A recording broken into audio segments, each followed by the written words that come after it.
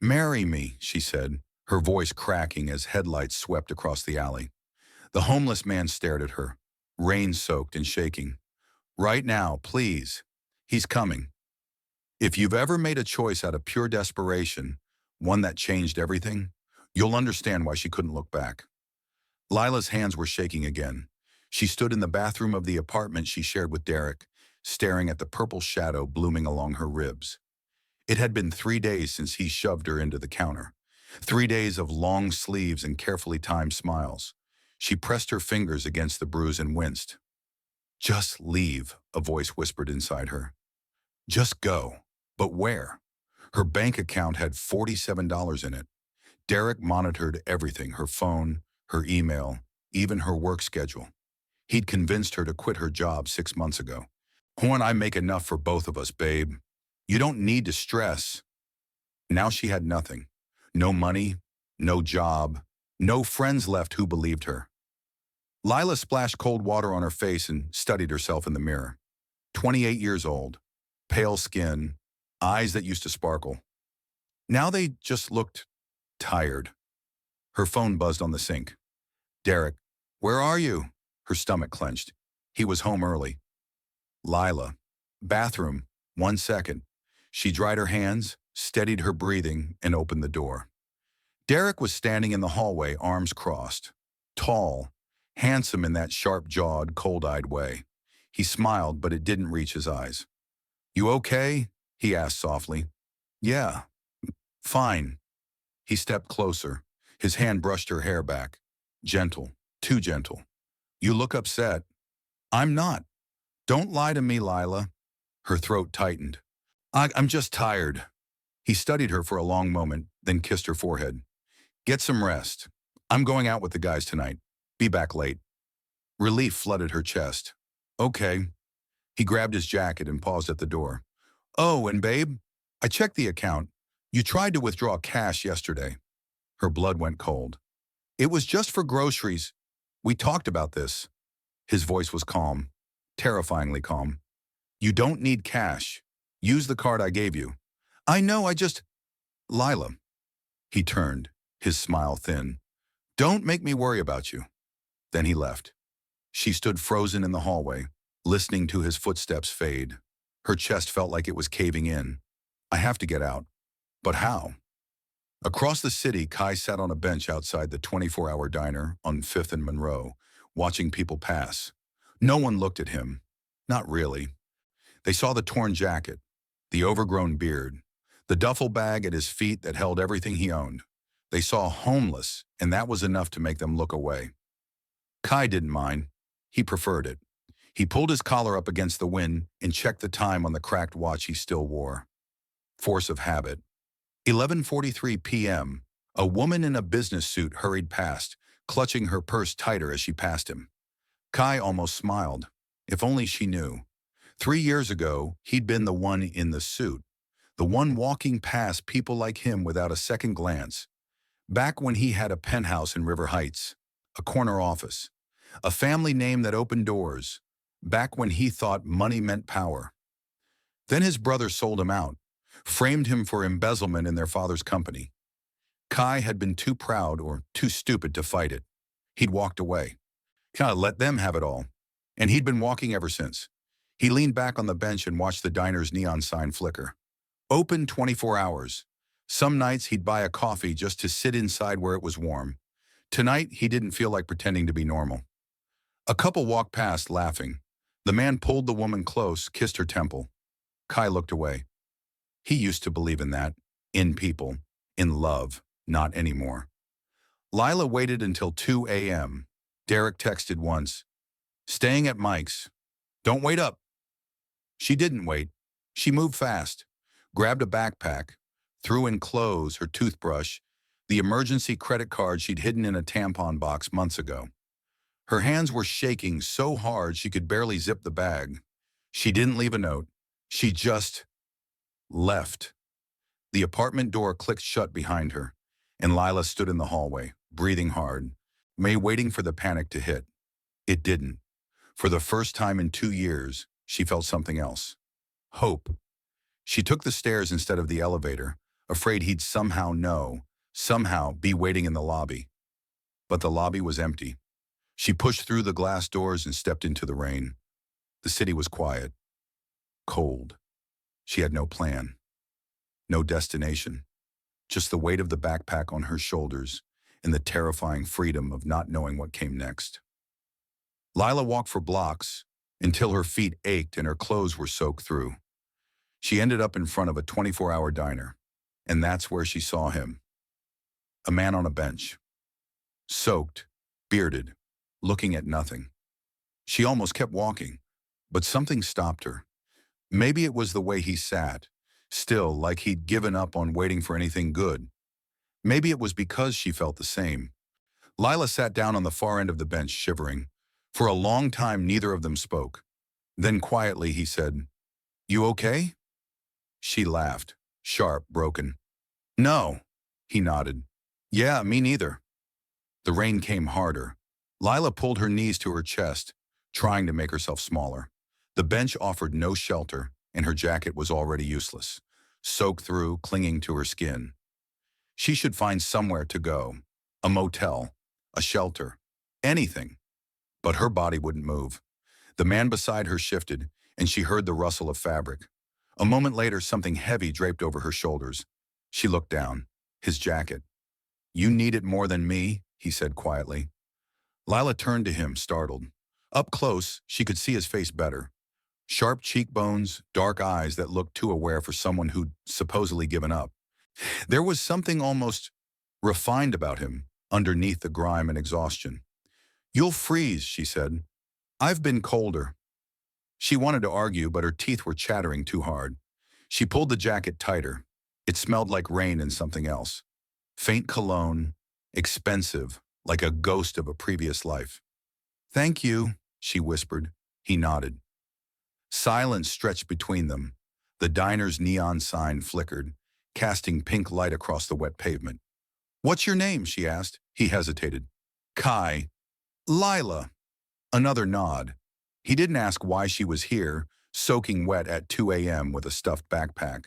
Didn't pry. And somehow that made her want to tell him everything. "I just left," she said suddenly. My boyfriend. Ex-boyfriend.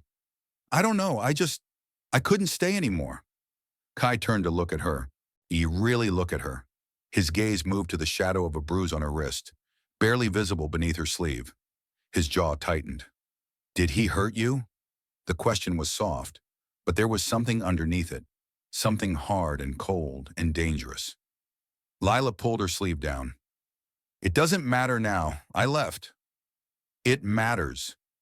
She didn't know what to say to that. No one had said that to her in so long. That it mattered, that she mattered. Her phone buzzed in her pocket.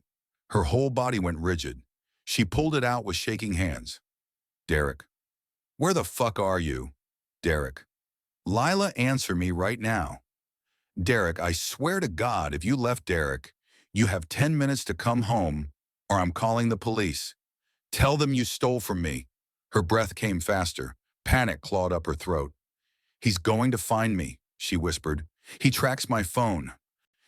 Oh God, he's going to..." Kai's hand covered hers. Steady. Warm. "Hey, look at me." She did. "Turn it off," he said. "Right now. Turn off your phone." "But he'll do what?" "You're not his property." Tears burned her eyes. "You don't understand. He knows people. He'll say I stole from him. He'll make it so I can't..." "Lila." Kai's voice was firm. "Turn it off." Her finger hovered over the power button. Every instinct screamed at her not to. Derek would be furious. He'd escalate. She pressed the button. The screen went dark, and for a moment she felt like she'd just jumped off a cliff. Kai exhaled slowly. "Good." Lila stared at the dead phone in her hand, her chest heaving. "What do I do now?" "You disappear." "How?" "I have no money, no job, nowhere to go." "He'll find me at a shelter." "Then you need to become someone else." She looked at him, confused. Kai leaned back, studying her with those two sharp eyes. "Legally, change your name, your identity. Make it so he can't track you through paperwork. That takes time. Lawyers, money I don't have. Not if you get married. Lila blinked. What? Marriage license. You take a new name. It's public record, yeah, but it buries your old one under a new identity. Gives you time to disappear while he's still looking for Lila Carter. By the time he figures it out, you're gone. She stared at him. That's insane. Maybe. I don't even know you. I know. And who would I even... She stopped. Her eyes widened. You're not suggesting... Kai met her gaze. I'm saying, if you need a name to hide behind, you can use mine. The world seemed to tilt. You'd marry me? I'm a complete stranger? It's just paperwork, he said quietly. A piece of paper that gives you legal protection. We get it done tomorrow. You take my last name, and then you vanish. We never see each other again. Lila's mind spun. It was crazy, reckless, desperate. But Derek was already looking for her, and she had nothing. No plan, no escape route. Why would you do this? She whispered. Kai looked away, his jaw working. Because nobody helped me when I needed it, and I'm tired of watching people suffer when I can do something about it. There was a story there. Pain. She could hear it in his voice. I don't have money to pay you.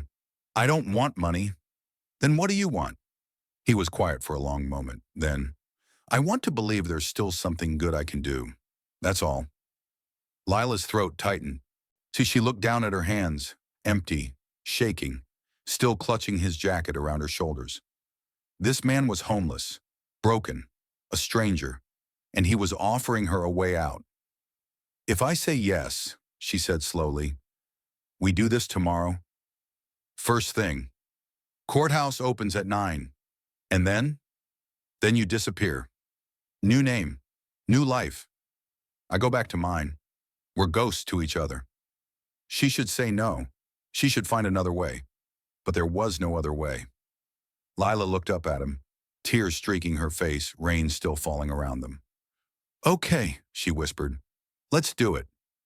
Kai nodded once, solemn, like they'd just signed a contract in blood. Okay. And somewhere across the city, Derek was hunting. But for the first time in 2 years, Lila wasn't running alone.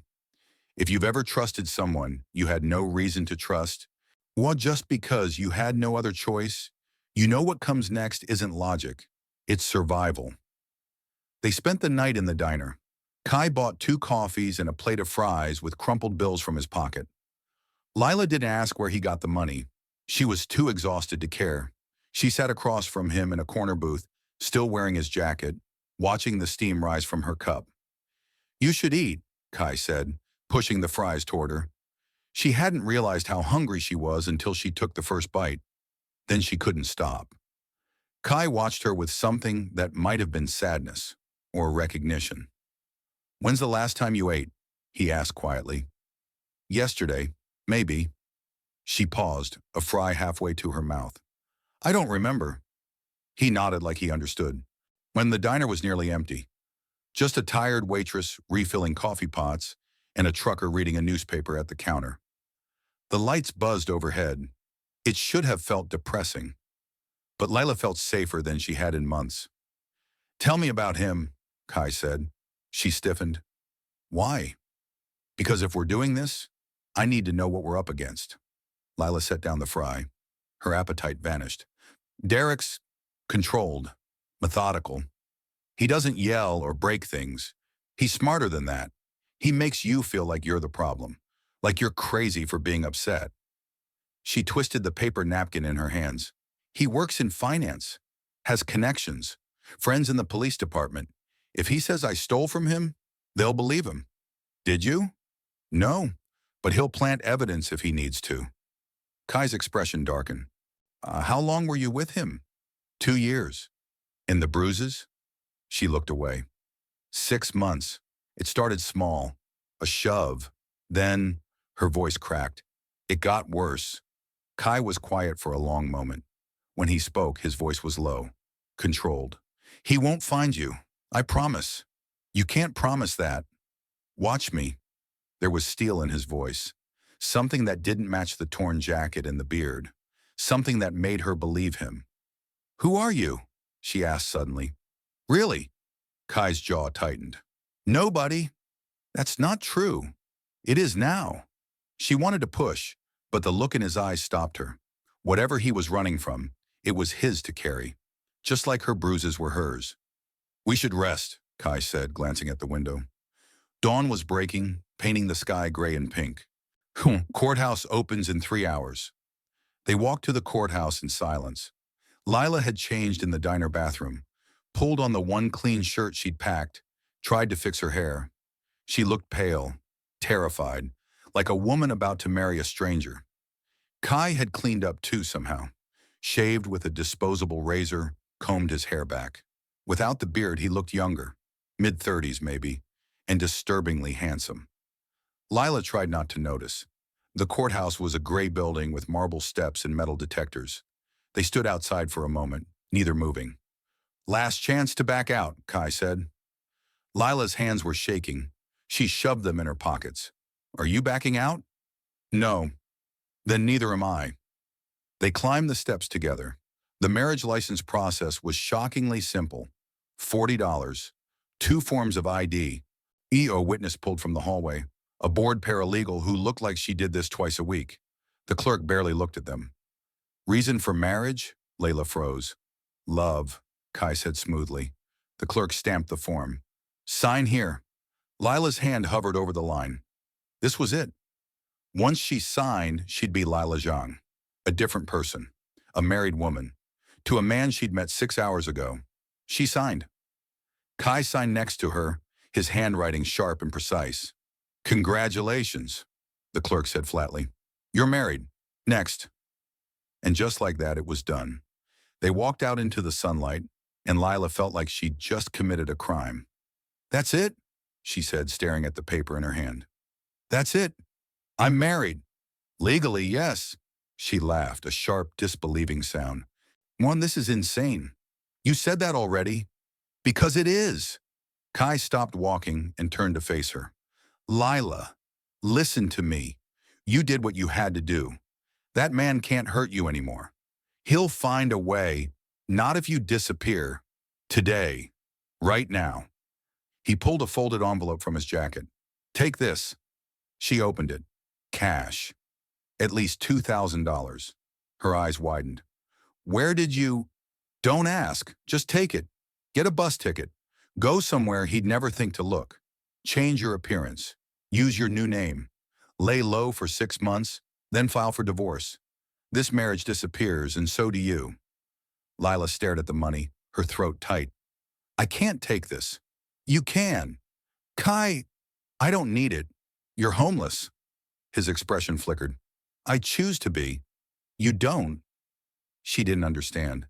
Nothing about this man made sense. Why are you helping me? She whispered. Kai looked away, his jaw working. Because 3 years ago, someone I loved needed help, and I was too proud to see it. By the time I did, she was gone. His voice went quiet. I can't fix that, but I can do this.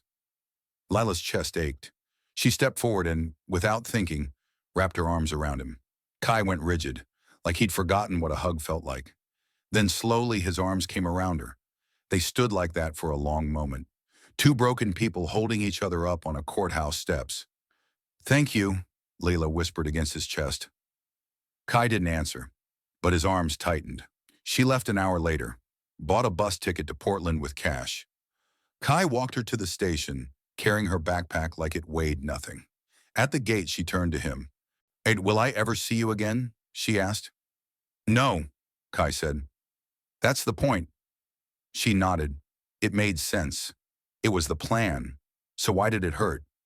Take care of yourself, he said quietly. You too. He almost smiled. I'll try.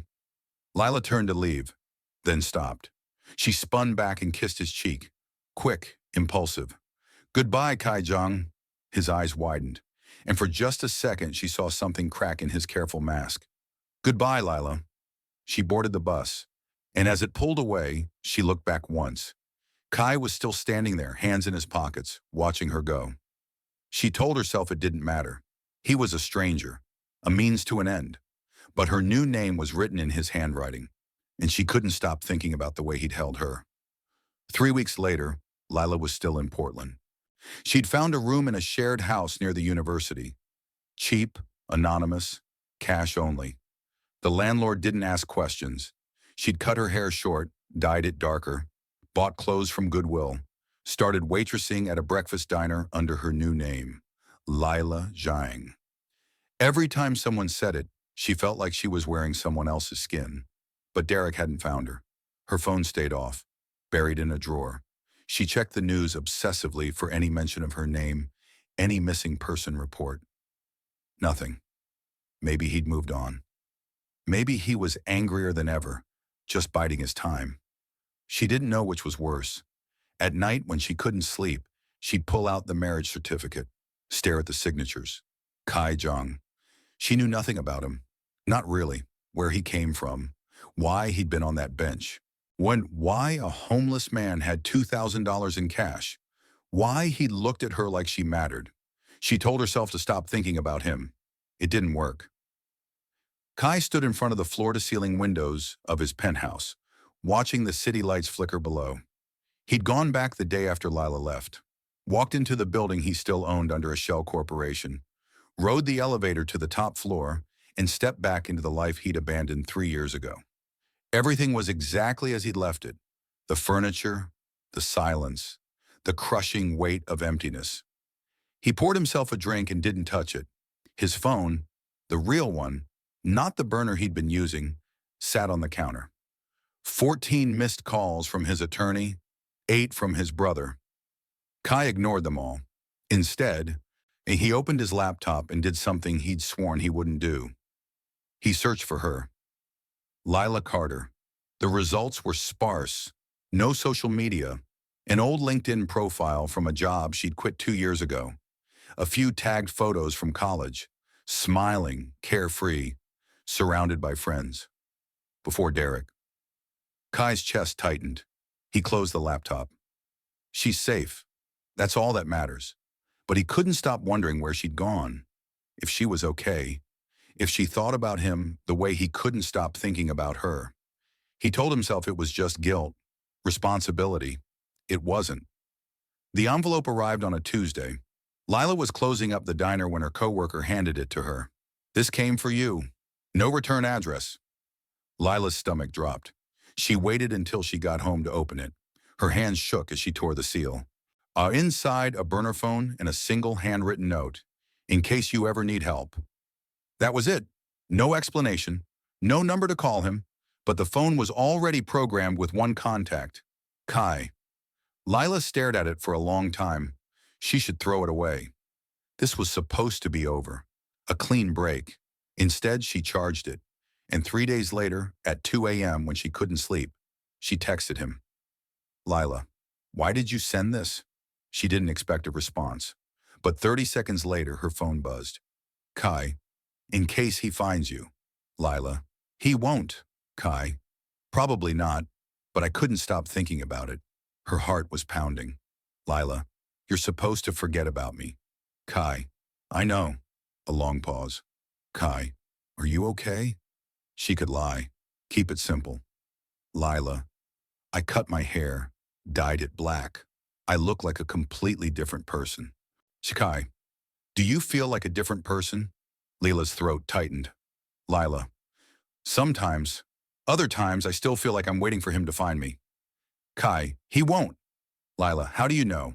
Kai, because I've been checking. He filed a missing persons report. Police closed it after a week. No evidence of foul play. He's moved on. Lila, you've been checking? Another pause.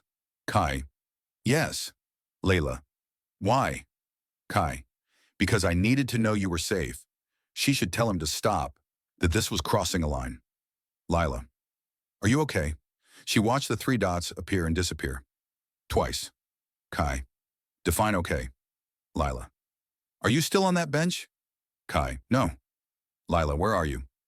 Kai, home, I think. Lila, you think? Kai, it doesn't feel like home anymore. Lila's chest ached. She could picture him, alone in some motel room or shelter or wherever he'd gone after she left. So Lila, I never asked why you were homeless. I'm sorry. Kai, don't be. I chose it. Lila, why? The pause was longer this time. Kai, my family built a tech empire. My brother wanted control, so he framed me for embezzlement, turned my father against me. I could have fought it, hired lawyers, burned everything down to prove I was right. Kai, but I realized I didn't care about the money, the company, any of it. So I walked away, let them have it. Lila, that's not walking away, that's giving up. Kai, maybe. Lila, what changed?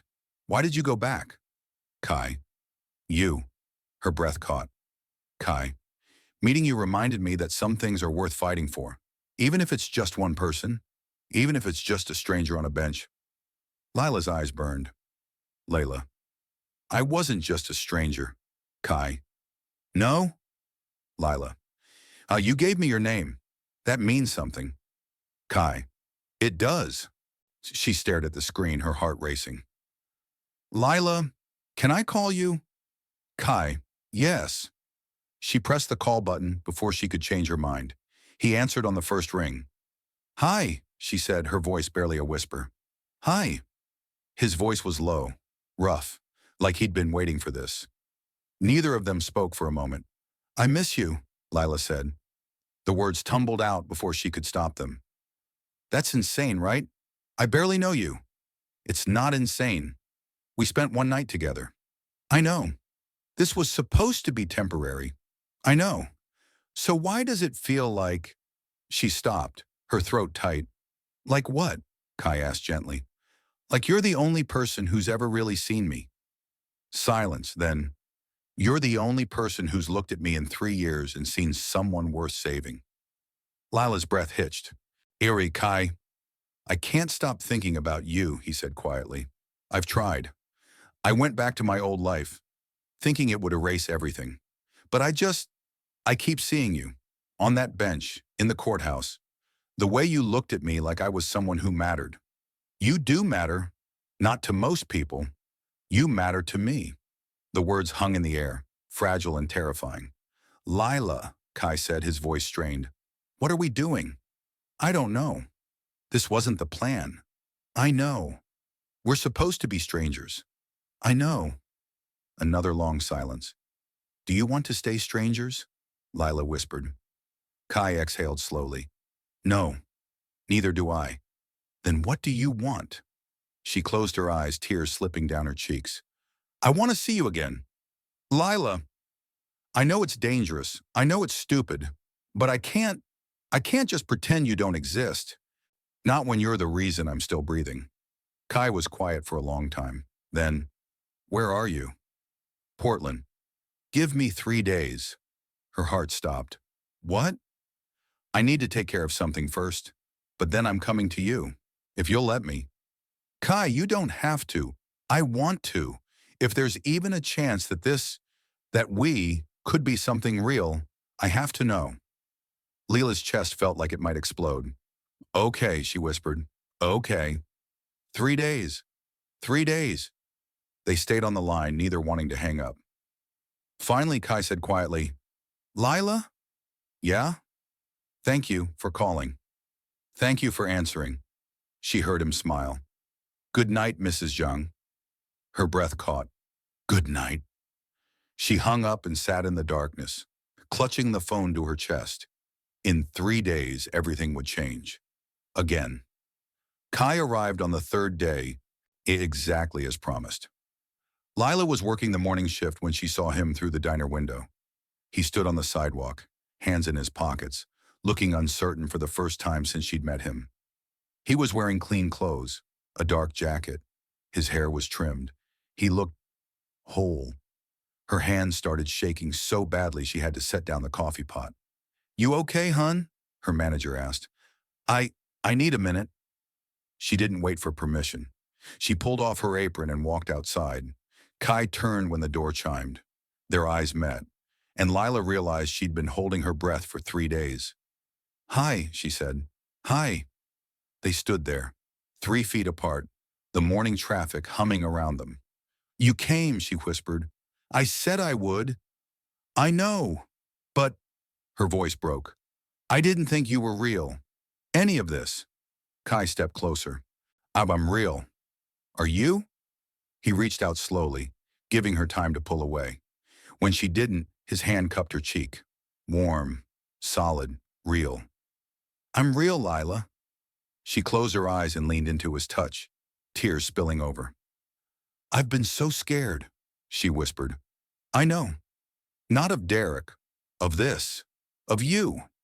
His thumb brushed away her tears. Why? Because you make me feel things I didn't think I was allowed to feel anymore. Kai's expression softened. Like what? Safe? Seen? Like I'm worth something? You are worth something. How do you know? Because I spent 3 years convinced I was worth nothing. And then you looked at me on that bench and saw someone worth saving. If you could do that for me, his voice roughened, then you can do it for yourself. Lila opened her eyes. He was looking at her like she was the only person in the world. I don't know how to do this, she said. How to be with someone without being afraid. Then we'll figure it out together. What if I'm too broken? Then we'll be broken together. She laughed through her tears. That's a terrible plan. Probably. He smiled, really smiled, and it transformed his whole face. But it's the only one I've got. Lila looked at him. This man who'd given her his name, his money, his protection, who checked on her from a distance, who'd driven across state lines just because she'd asked. This stranger who didn't feel like a stranger anymore. Kai? Yeah? I think I'm falling for you. His breath caught. Lila, I know it's too fast. I know I'm supposed to heal first, get therapy, figure out who I am without Derek. I know all the reasons this is a bad idea. She stepped closer. But I can't stop feeling this way. And I'm tired of pretending I don't. Kai stared at her, something raw and vulnerable crossing his face. I'm falling for you too, he said quietly. I have been since the courthouse. Maybe even before. That's insane. You keep saying that. Because it is. Then let's be insane together. And then he kissed her. Soft. Careful. Like she was something precious that might break. Lila melted into him, her hands fisting in his jacket, every nerve ending singing. This wasn't like kissing Derek, desperate and possessive and suffocating. This was choice. Hers. His. Both of them saying yes to something terrifying and beautiful and real. When they pulled apart, they were both breathing hard. Come with me, Kai said. Where? I don't care. Wanna anywhere. Everywhere. He tucked a strand of hair behind her ear. I want to take you to breakfast. Walk with you. Listen to you talk about anything and nothing. I want to know everything about you. Not just the scared woman on the bench, but you. Who you were before him. Who you want to be now. Lila's heart was pounding. I have a shift. Quit. Kai, I'm serious. Quit. Right now. Let me take care of you while you figure out what comes next. I can't just... Why not? Because I need to stand on my own. Prove I can do this without anyone's help. That's not what I'm offering. His hands framed her face. I'm not trying to control you. I'm trying to support you. There's a difference. She wanted to argue, but she was so tired. Tired of running. Tired of being afraid. Tired of pretending she didn't need anyone. Wait, what happens after breakfast? She asked quietly. Whatever you want. If you want space, I'll get a hotel. If you want me to stay, I'll stay. If you want to talk, we talk. If you want silence, we sit in silence. He searched her eyes. This is your choice, all of it. I'm just asking for a chance to be part of it. Lila looked back at the diner, at the life she'd been building. Small, careful, anonymous, safe, but lonely. She looked back at Kai, at the man who'd married her on a rainy night with nothing but trust and desperation between them. The man who'd given her a way out and then couldn't let her go. The man she'd married as a stranger and was falling in love with as herself. Okay, she whispered. Okay? Okay. She smiled, really smiled, for the first time in weeks. Let's go to breakfast. They walked for hours, and through Powell's books, where Kai bought her 3 novels she'd been eyeing. Through the Japanese garden, where they sat by the koi pond and she told him about her childhood, before the fear, Before Derek, when she'd wanted to be a teacher. You still could, Kai said.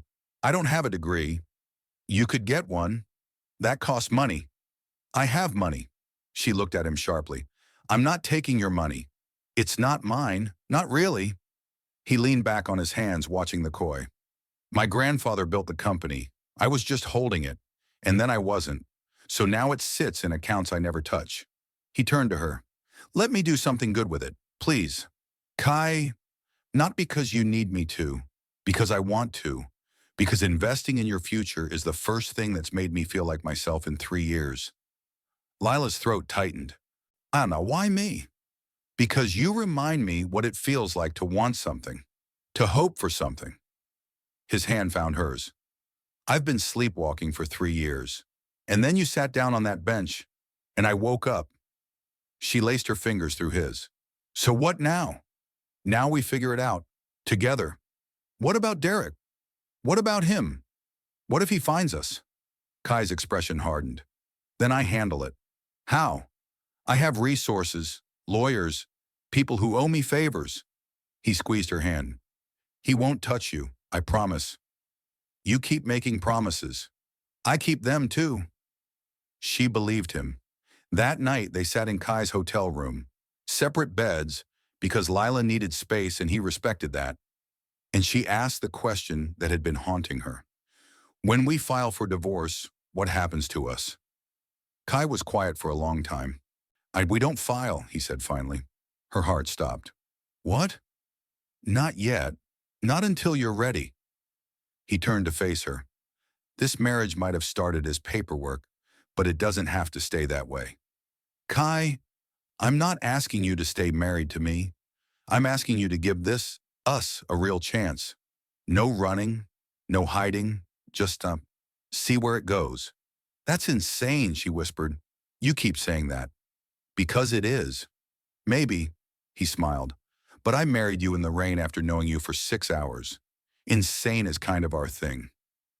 Lila laughed, a real, full laugh that shook her whole body. And then she crossed the space between their beds and kissed him. This time, it wasn't careful. It was fierce, desperate, full of everything they'd both been holding back. When they broke apart, breathless, Kai pressed his forehead to hers. I stay, he whispered. Not because you're scared, because you want to. Lila's eyes filled with tears. I want to. Then stay. Okay. Okay. Okay. 6 months later, Lila stood in front of her new classroom, watching 23 first graders settle into their seats. She'd gotten her teaching certificate through an accelerated program. Kai had helped with tuition, but she'd done the work. Every paper, every exam, every late night of studying. This was hers. The ring on her finger caught the light. Not the courthouse marriage, but the real one. The one where Kai had gotten down on one knee in the same diner where they'd spent that first night and asked her to marry him again. For real this time. She'd said yes, not because she needed him, because she chose him, just like he chose her. Her phone buzzed. Kai, how's the first day? Lila, terrifying, perfect. Kai, that's my girl. Kai, dinner tonight? I'm cooking. Lila, you can't cook. Kai, I'll order in and pretend. Lila, deal. I love you. Kai, I love you too, Mrs. Zhang. She smiled and slipped her phone away. The little girl in the front row raised her hand. Yes, Emma? Are you married, Mrs. Zhang? Lila looked down at her ring, at the name she'd taken out of desperation and kept out of love. I am. Is he nice? She thought of the man on the bench, the stranger who'd saved her, the husband who'd chosen to stay. He's the best person I know. Did you have a big wedding? Lila laughed. No, it was just the two of us, in the rain. That sounds sad. It was perfect. Because it was the moment everything changed, the moment she stopped running and started living. If you've ever found love in the last place you expected, with the last person you thought you'd need, then you know, sometimes the people who save us are the ones who need saving too. And sometimes the best love stories start with a single choice made in the rain.